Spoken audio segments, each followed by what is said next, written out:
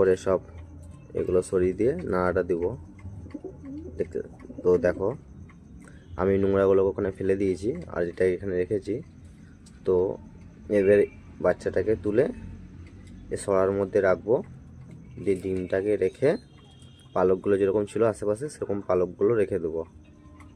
তো ভিডিওটা তোমরা বন্ধু দেখতে থাকো, আর ভিডিওটা ভালো লাগলে একটা লাইক করিও।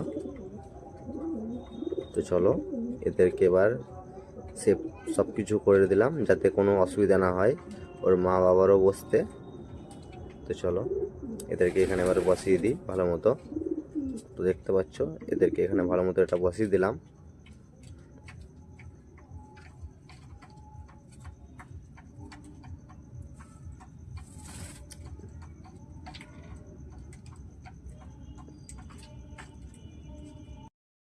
চলো ভালো মতো এবার এদেরকে এখানে বসিয়ে দিলাম।